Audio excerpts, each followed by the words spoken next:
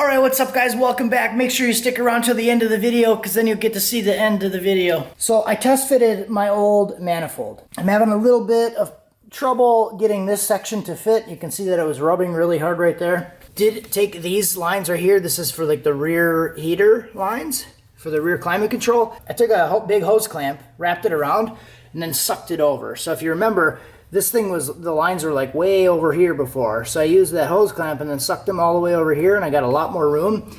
It almost fits. I'm almost able to bolt it in. But what I'm gonna try to do is chop this section off of here. I also have to take the flange off and the wastegate because that's all gonna be different. So what I think I'm gonna do is extendo cause this thing over here, and then we'll go manifold from that side, and then we won't have this sharp 90 in there because this is going to throw the turbo right into these AC lines right here. So we don't want to do that, but I should be able to reroute the heater lines and it'll come out kind of high up here, and then we'll be able to get the turbo to sit right here. I also had issues with this turbo a lot and I struggled with it. I don't think I ever really talked about it very much, but if you look at the spark plug placement, plug.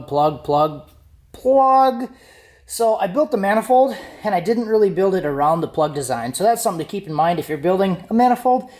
Test fit it on the engine with the plugs in it so you figure out where to put it. So I ended up having to get like a different wire with a 90-degree boot on it, and then I couldn't even get a socket with a ratchet on it. I could fit the spark plug socket on it, but what I would have to do is I would slide the socket on and then I would put a ratcheting wrench on the socket because it has the little 3/4 here is what I would use.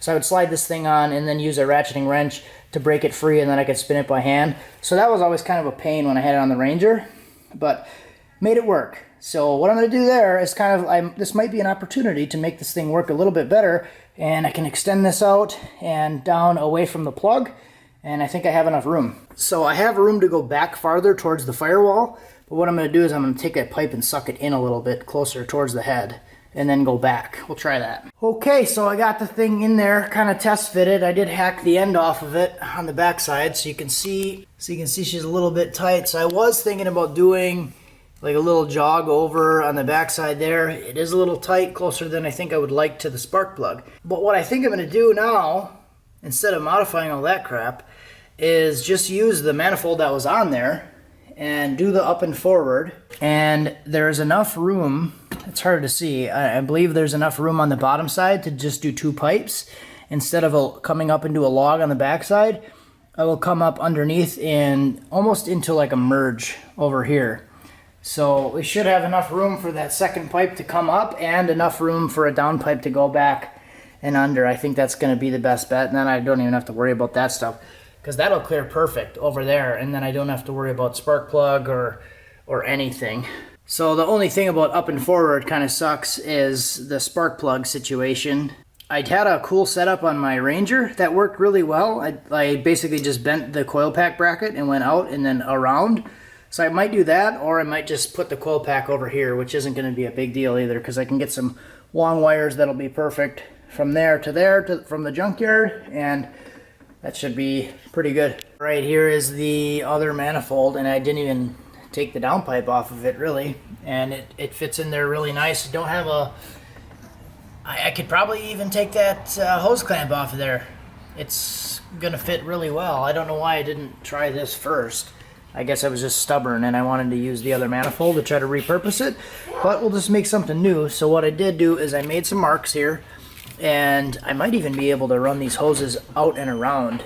It should work pretty good, I'm thinking. So I'm gonna cut on those lines, and I'm going to try to go kind of straight off of this and then come up into a merge. Alright, so I found this interesting, so I wanted to share. So this is the pipe that I had for my downpipe on the Ranger before. This wasn't really even on the truck that long. You can see where the heat wrap stopped. So this is all heat wrapped. This was heat wrapped, but it's also the wastegate, so it's not seeing heat all the time. But look at that, nice clean line, and this was exposed, and I was driving this like in the snow and in the rain, and the pipe that was exposed to all the elements and not wrapped is completely clean like normal, and the rest of it's all rusted. So that is interesting if you're ever wondering what heat wrap does. Alright, boys and girls, this is about all I'm gonna do for tonight. So I do have the manifold flipped up, and I ended up using repurposing some of the pieces, and I kind of made a big bend there, so there's no pie cuts. It's actually just a bend. It actually works out pretty nice. And this thing is mounted. I still have to fully weld it, but it is held in there just with one bolt. So it seems like good position, and I should be able to snake the exhaust down there and make that work. And it actually should work pretty good because I do have a lot of room underneath there yet to come up with the second pipe and do the merge. And that'll be a perfect spot for a wastegate under there. There's nothing really there. And yeah, it's working actually pretty good. Nice and high, and you can see it, and it'll be able to do the oil feed, and then the drain should go somewhere nicely.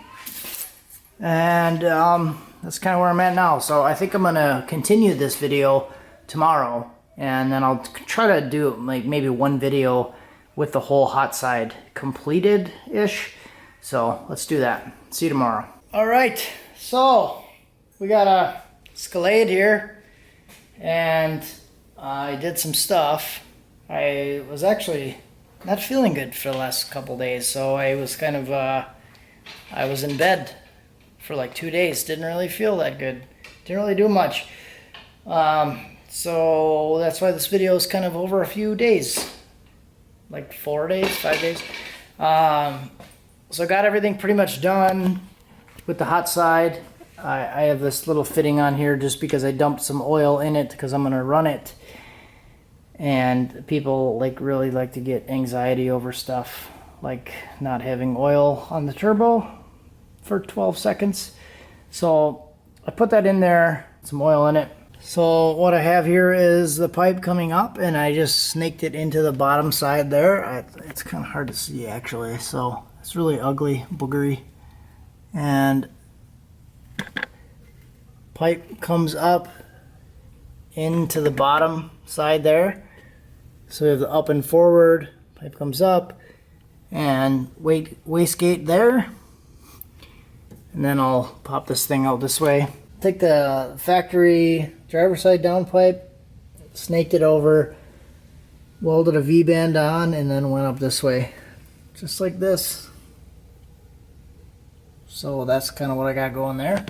I don't have the downpipe on there yet. I did order a boost actuated loud valve thing for the downpipe, 3-inch. So when I get that thing, hopefully soon, we'll put the downpipe on. It actually works pretty good the way that it is. I might even be able to not even touch these lines, but it's pretty tight here. So I think I'm gonna snake them around, probably out this way and around, and then go down here and open this stuff up.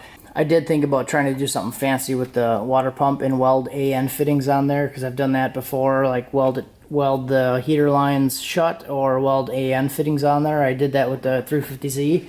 I welded 10 AN bungs on there, and that'd be kind of cool if you could do like a 10 AN bung and then 90 degrees straight up, and then you could do the lines right here. So kind of brainstorming yet. Let's start it. All right, let's start it. See what she sounds like. Woofy woofy.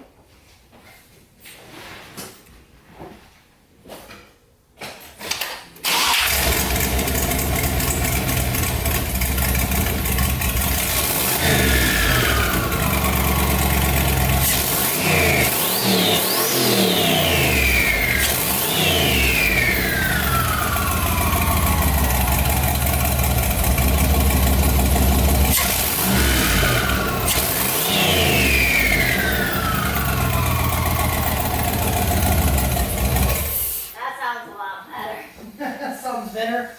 That sounds a lot better. That's got quite the whistle, but what is all that? We don't got to worry about what the whistle is. We don't got to worry about the smoke. We don't got to worry about that. It works. All right, so that's it for this one, guys. I do have the garage door open. I do have to point that out because a lot of you guys get really emotional if you see me start the vehicle and the garage door is closed. I do sometimes do that, like it's 1 in the morning right now, so I start the vehicle and then I open the garage door after it's off out of respect for my neighbors. I don't just sit here and huff the fumes, so I'm okay. Well, we got to figure it out here. Feed lines, drain lines, downpipe. That's pretty much it. So I'm waiting on some parts. Some parts are coming. I do have the fuel pump. I got the fuel pump today. So really don't have a whole lot to do yet. I don't know what I'm going to do with intercooler yet. I might just go right to intake and leave it on like 6 pounds right now or something. It does have a weak transmission, so that might be appropriate, and we'll see where intake air temps are. I was even thinking about doing like an air to water intercooler on this thing, like a small air to water, because I could fit one. I have a spot for it, and it'll fit really nice, and just see how that thing goes. It'll fit a lot better with like a heat exchanger and then a small air to water with a pump, and that won't be that expensive to do that, and I've never used air to water before, so I might try that.